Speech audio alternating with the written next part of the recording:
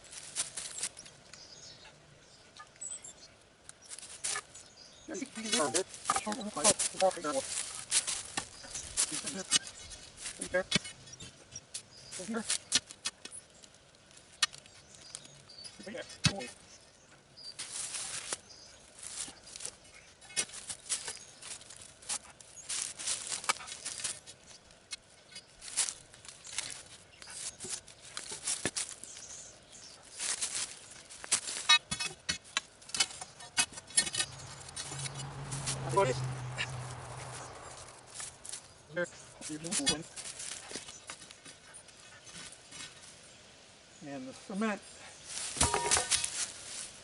that they used around the post is still there.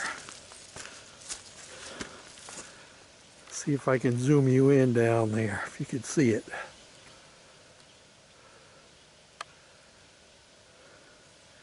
There's a chunk of it there.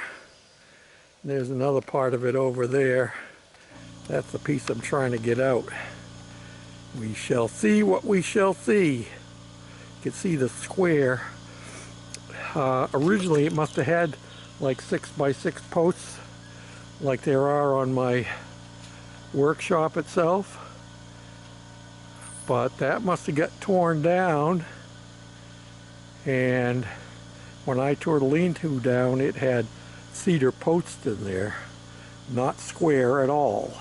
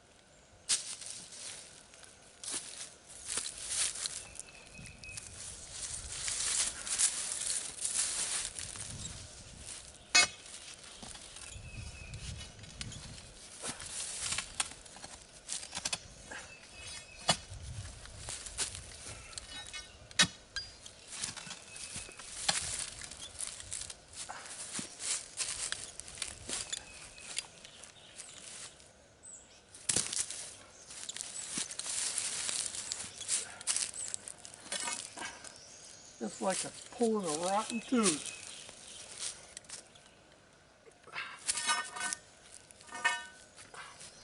Well, I spared you the pain of watching me dig out all of that stuff. Not only the cement, but chunks of the cedar. Yeah, finally got them out. And I have tamped down the bottom of the hole with this tamper. And now, as you can see, I'm dumping cement.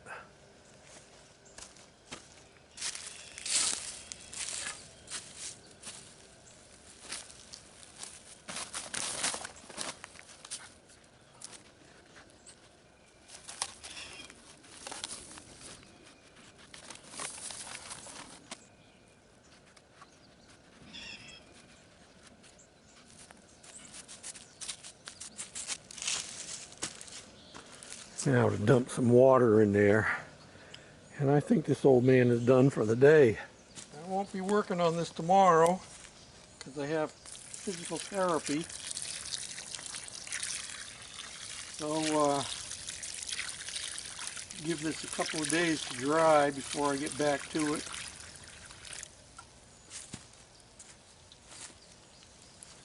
Cure. don't you know? Settle all them good things.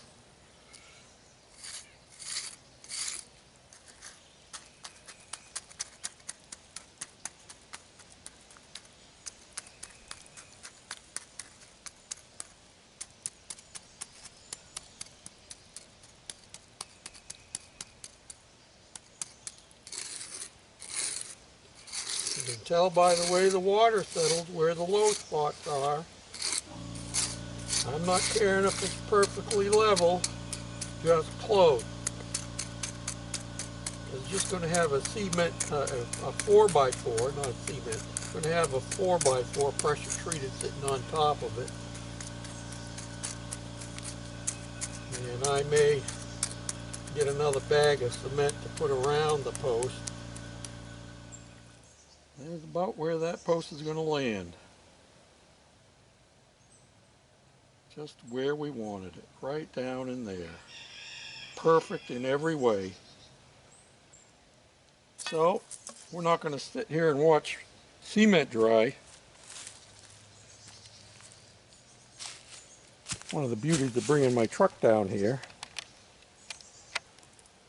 is that I can just load my tools into the back of it and not have to put them all back up in the shed, you know.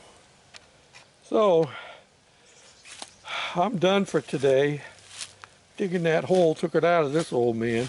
Well, been a couple of days since you saw me pouring this cement, and I kept pouring water on it, so it should be good and hard.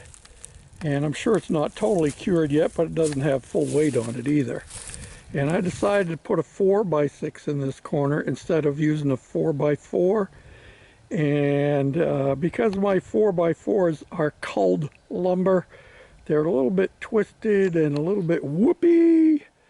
So I'm putting this on here, and we'll just cut that off flush there.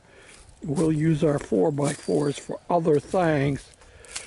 And then up here, actually, that 4x4 there was up here as my temporary support. I have to put a permanent one in here, but I'm going to wait until I finish putting my floor joist in, which I have started doing. I'm sorry, I started without you. Yep. And I wanted to show you a couple of tips and tricks and to remind you of a couple of things. The first thing is when you're laying out for your floor joist or for a wall, you always want to do 16 inches on center, not 16 inches to the side. So if you hook your tape on down here at the end, it's actually going to come out, and your first mark will be right here at 15 1/4. And the next one will be 31 1/4. It's always 3/4 less because you have 1.5 inch materials, and that's assuming you are using 1.5 inch materials. And so yeah, that's one tip. Another thing is, you see I have this board down here. That's to hold my framing square.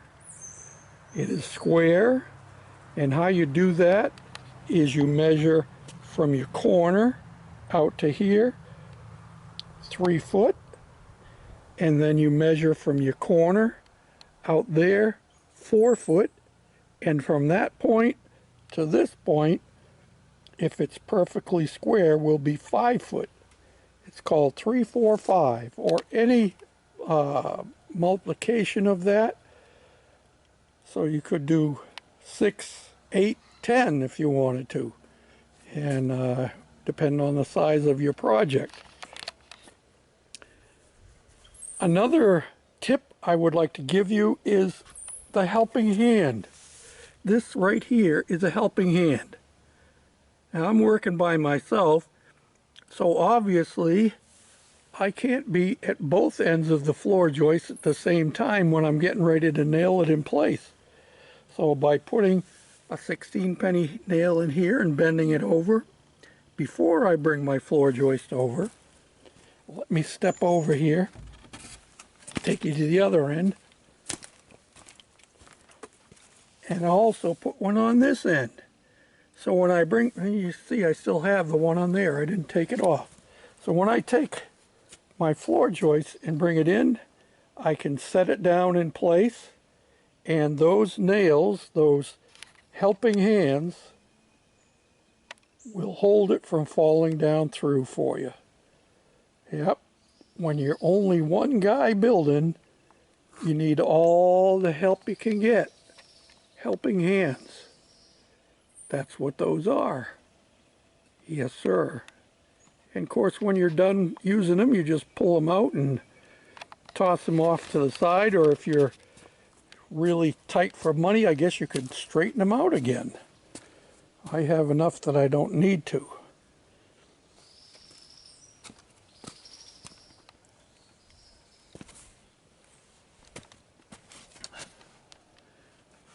So that's where we're at today. This is the 31st of May, Wednesday.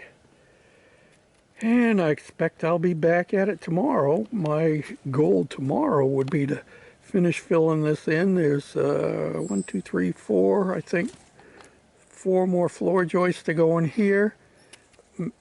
A number of my floor joists are going to be 2 pieces. And the main reason I'm starting off this section with solid floor joists, they'll all be strong, but I'm using the solid ones in here because this is the end where my ramp is going to be, and you're going to be going in and out, in and out. So, and even on these solid floor joists, I'm still going to put a leg down in the middle. I'll probably put a piece of pressure treated along on the ground, and then put my legs down onto that to give it extra support so it's not springy in the middle. This shouldn't be too bad. It's a 12-foot span, but 2x8 is right on the edge of being acceptable. If this was a house, it would be 2x12s. I rarely used 2x10s, especially on the first floor. Oftentimes, depending on the layout of the walls on the first floor, I would use 2x10s on the second floor, only because they are supported in many different places. But you can actually span 20 feet with a 2x12 as long as it is Douglas fir. You can't use spruce pine fir for that length. And if you're doing that long a span with no posts or anything in the middle, you have to do it 12 inches on center. These are all things you need to know when you're building houses. Well, I'm sure you're not doing that, especially watching me do this stuff. You're not into building houses. But that's what I used to do, and I still enjoy building, even though it takes a lot more work for me to get a little bit done. In my younger days, I would have had this floor all knocked out in a day. But my younger days are gone, and I do what I can. And I encourage y'all to keep doing as much as you can too. My son-in-law wanted to do something for me here a couple of weeks ago or so, and I said, no thank you. I said, as long as I can do it, I will do it, because the time will come when I can't do it anymore and I'll have to ask you for help. Thanks for watching. Till next time, this is George, the Shade Tree Fix-It Man, saying bye for now. Well, a couple quickie updates on my trailer project. You know, remember I had problems with this being loose down here. Well, it's not loose anymore. I welded a washer on each side so it's a nice snug fit. And by using this larger pin with a handle on it, easier for an old man to remove it and insert it. And I put grease on it, so hopefully that'll help it too. Now the other thing that I have done, and I haven't actually tested it, is I put this dolly on in place of the crank up thing that was on it. It will not work on the back of my four-wheeler because its four-wheel is too close to the ground. I'm hoping it's not going to be a problem on the back of my truck, but I guess we'll wait and see. And the one last thing we have to do is take this crank winch off of here and put the electric winch on. That'll be the next project on this trailer. Thanks for watching.